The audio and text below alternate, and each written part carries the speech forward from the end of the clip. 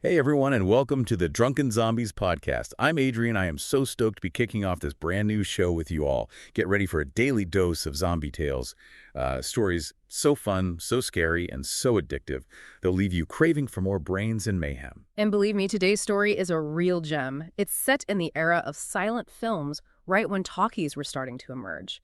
Imagine a world of flickering images, dramatic gestures, and then bam! Zombies crash the party. Okay, you've definitely got my attention. But tell me what makes these zombies stand out from the typical brain-munching horde. Get this, they're silent zombies. They move with this unsettling quietness, which adds a whole new level of creepiness to the usual zombie chaos. Silent zombies on a silent film set. Now that's an interesting twist. It's like a horror movie colliding with a history lesson.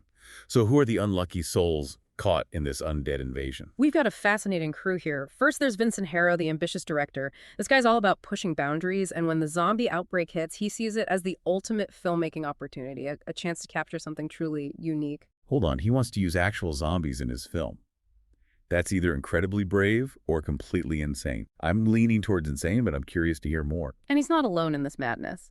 There's Eleanor, the leading lady. She's not just a pretty face, though. She's resourceful, quick on her feet, and definitely more than meets the eye. Then we have Theo, the visionary cinematographer. He's the kind of guy who sees art in everything, even a zombie apocalypse. That's either an incredible talent or a serious case of denial. But hey, maybe that's what you need to survive in a world gone mad. So we have a director, an actress, and a cinematographer. Anyone else along for this wild ride? Of course. We can't forget Jack, the stuntman. He lives for action and isn't afraid of a little or a lot of zombie bashing. All right, so we've got a director with a crazy vision, a leading lady who's more than just a damsel in distress, a cinematographer who sees art in the apocalypse, and a stuntman who's ready to rumble. What could possibly go wrong? Well, what goes wrong is that Vincent actually convinces everyone to USE the zombies in their film. They turn the outbreak into an opportunity to create something truly groundbreaking and terrifying. Wait, they're actually going to make a movie while being chased by zombies? That's next-level filmmaking, so how do they pull it off? They become masters of manipulation using lights, props, and even the zombies themselves to create these stunning and unsettling scenes. I'm picturing a chase scene through a moonlit garden with the zombies as these silent, menacing figures in the background. It's like a macabre ballet with life and death swirling together. Exactly. They're literally making a zombie film while fighting for their survival against real zombies. Yeah. It's a mind-bending meta-narrative that makes you question what's real and what's staged. This is why I love zombie stories. They always manage to push the boundaries of storytelling and make you think about things in a whole new way. But I have a feeling their filmmaking adventures don't stop there, do they? You're right. As they get bolder, the stakes get higher. They venture out of the mansion, turning the entire city into their set. They find incredible locations for their film, but they also encounter even greater dangers lurking in the shadows. Venturing out into a city swarming with zombies. That's a bold move even for a filmmaker with a vision like Vincent's. What kind of dangers are they facing out there? Is it just the sheer number of zombies, or is there something more sinister at play? Well, just when they think they've seen it all, a new threat emerges, a super zombie. A super zombie. Right. That's just not fair. What makes this one so super, and how do our intrepid filmmakers even stand a chance against it? The super zombie was once a famous actor known for his over-the-top dramatic performances. Wow, talk about a cruel twist of fate. So this formerly celebrated actor is now a super-powered zombie leading the horde. That adds a whole new layer of complexity to this story. It does. This super zombie, with its heightened instincts and cunning, poses a far greater challenge to our filmmakers. It's not just about survival anymore, it's about outsmarting a creature that seems to be almost human in its intelligence. So where does this final showdown between our filmmakers and the super zombie take place? I'm guessing it's somewhere fittingly dramatic given the circumstances. You guessed it, it all goes down in an abandoned theater, a place that represents everything Vincent ever dreamed of. An abandoned theater. That's perfect. It's like a Okay. stage set for the ultimate battle between creativity and chaos. Yeah. I'm on the edge of my seat already. It should be. This final confrontation is a spectacle, a culmination of all the tension and terror that's been building throughout the story. It's a fight for survival, a testament to the power of the human spirit. I can only imagine. So do our heroes manage to pull off the impossible? Do they defeat the super zombie, finish their film, and escape with their lives? I need to know. Well, that's the story for part 2. You'll have to wait just a little longer to find out the fate of our zombie-fighting filmmakers. All right, you've definitely left me hanging. We'll be back right after the break to delve deeper into this thrilling tale of survival and cinematic ambition. Don't go anywhere. We're back with the Drunken Zombies Podcast. And man, that story has me hooked. Making a movie during a zombie apocalypse. That's wild. It's a story that makes you think, isn't it? On the surface, it's a thrilling zombie flick, but there's a lot more going on beneath the surface. Okay, I'm all ears. What kind of deeper meanings are lurking beneath the surface of these silent screams and undead shenanigans? For one thing, it's a powerful exploration of creativity in the face of unimaginable chaos. Here's a group of people staring death in the face, and their response is to create art. They turn their fear into something beautiful and meaningful. It's inspiring, right? They could have easily given up, succumbed to the panic, but instead they choose to fight back with their cameras and their imaginations. Exactly. It's like they're saying, the world might be falling apart, but we won't let that stop us from creating. It's a powerful message about the resilience of the human spirit, the ability to find hope and purpose, even in the darkest of times. This idea of making a zombie movie during a zombie apocalypse really gets you thinking, doesn't it? It's like a commentary on the blurred lines between fiction and reality. Absolutely. It makes you wonder how much of what we see on screen is a reflection of the real world and how much is just smoke and mirrors.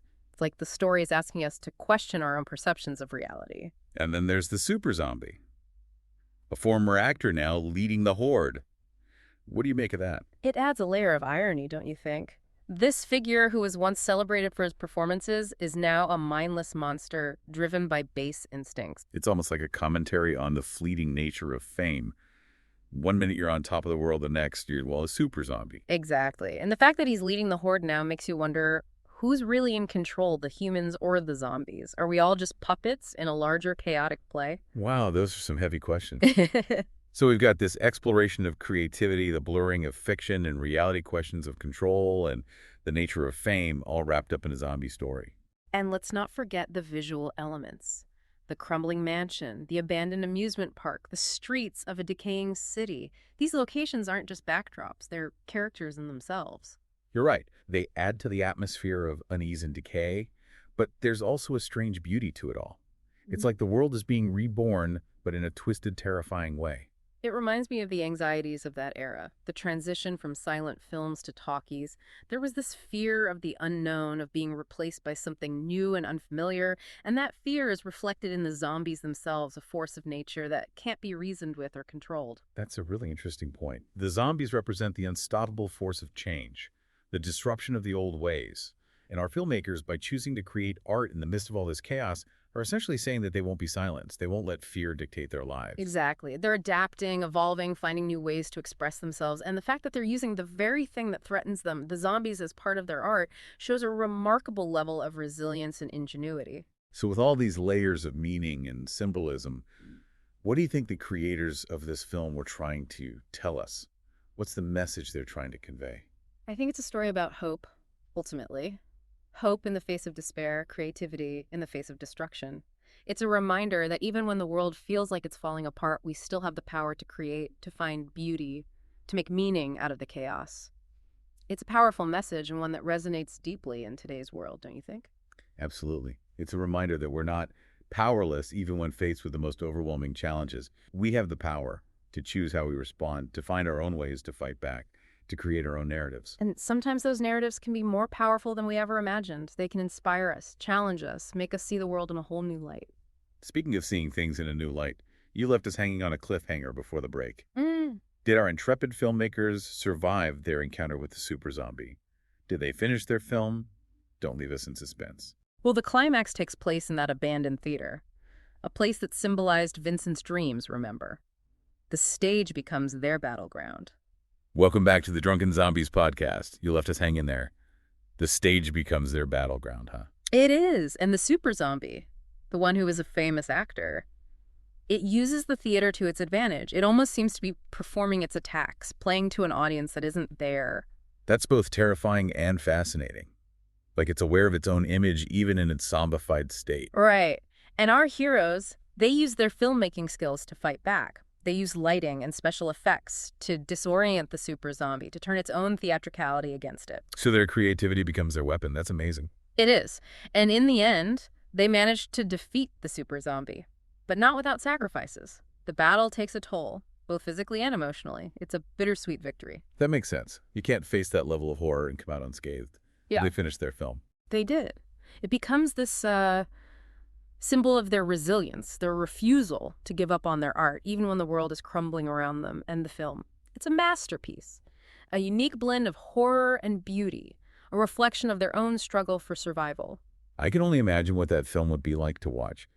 A true work of art born out of the most unimaginable circumstances. This whole story, it really makes you think about what you would do if faced with a similar situation. It does, doesn't it? Would you fight? Would you create? Would you succumb to the chaos or find a way to rise above it? It's a question we can all ask ourselves, even without a zombie apocalypse on our doorstep. This story reminds us that we all have that strength inside us, that ability to find meaning and purpose, even in the darkest of times. And maybe, just maybe, to create something beautiful out of the wreckage. So any final thoughts on this incredible tale of survival and cinematic ambition? I think it's a story that will stay with me for a long time. It's a reminder that even in a world overrun by zombies, the human spirit can still shine through. And who knows, maybe it'll inspire some of our listeners to create their own zombie masterpieces. That's a great point. So if you're out there and feeling inspired, grab a camera, gather your friends, and let your imaginations run wild. And if you're looking for more bone-chilling zombie tales, be sure to rate and follow the Drunken Zombies Podcast. We'll be back tomorrow with another fresh, addictive story that will leave you craving more. Until then, stay thirsty, my friends. And watch out for those brain munchers, I'll tell you.